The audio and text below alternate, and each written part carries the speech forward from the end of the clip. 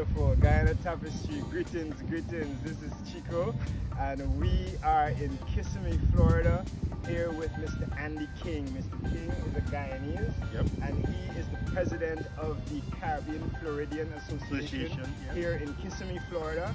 This organization is responsible for putting on Caribbean Fusion, which hosts here tomorrow, Sunday, the 28th of April, in Kissimmee, Florida. And Mr. King, again Guyanese, heads this organization. He's been at the helm of the planning, and he's going to share a little bit with Guyana Tapestry about his own work as a Guyanese in the community and the work of KAPPA. So please just introduce yourself, Mr. King. Yeah, go ahead.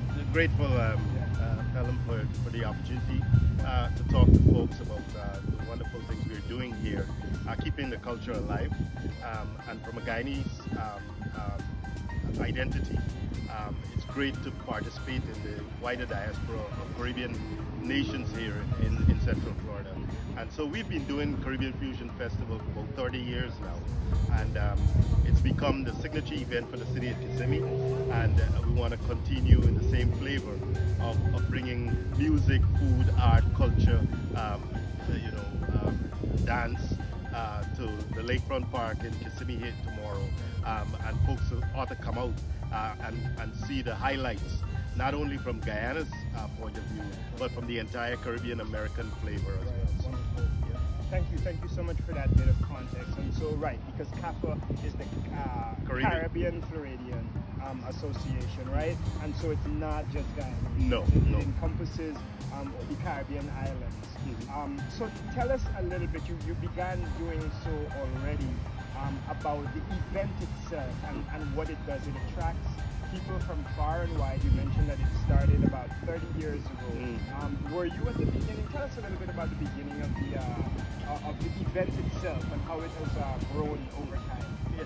Initially, the city had a concert series in which it embraced jazz, rhythm and blues. One of the stablemates was the July 4th event, and they had a series throughout from February to about August every year. And one of the things, because of the influx of the Caribbean community, they decided to do a Caribbean event. And so they called in the community leaders from the Caribbean and asked them to formulate a plan of action for an event. So they brought in the Brazilians, the Hispanics, the Haitian, and a few other communities, and they started out a couple of years. But over time, what happened was that the Hispanics, they had a great influx of their nationality into the region, and they become so popular that they went off and did their own event, which was Viva Osceola. It still goes on, but it's not as popular as back in those days. And then the Haitians went off and did their thing. The Brazilians went off and did their thing. And then the city was left at the table, and KAPPA, the Caribbean Floridian Association, continued to support them by organizing, and they paid for the event. Over time, the city faced some economic downturn and decided that they weren't going to host the events anymore. But any NGO that qualified for any one of the identity that we talked about earlier can do so. And they approached us, and that's when we took over. You took the helm. And around when was that? 2000, I think that discussion was around 2008, and our first event was held in 2010.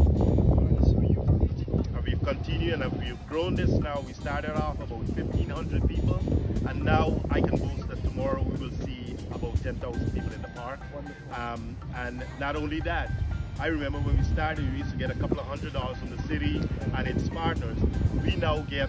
We now are recognized as the signature event for the city of Kissimmee. For Kissimmee, you attract vendors. Please tell us about Our vendors come from far and wide: Texas, Chicago, Atlanta, New York, Maryland, Miami.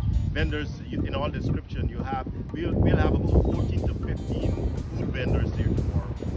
Jamaican, Barbadian, St. Lucian, Guyanese. KAPPA will have a booth there, yeah. And then we also have snow cone vendors, about 4 or 5 of those.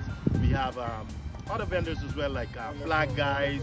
We have craft vendors, and we have politicians as well. Because it's an election year, everybody's running, they'll be there. So it's a big family. It's a big family, yeah. Wonderful, an amazing job, Mr. King. So I'm going to pivot a little bit because this is Guyana Tapestry, and we're catering to the Guyanese diaspora.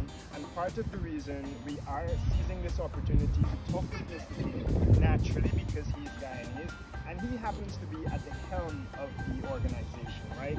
So if you can pivot a little bit and tell us briefly about how that occurred, your leadership, your engagement, and sort of how you've been sort of moving the organization.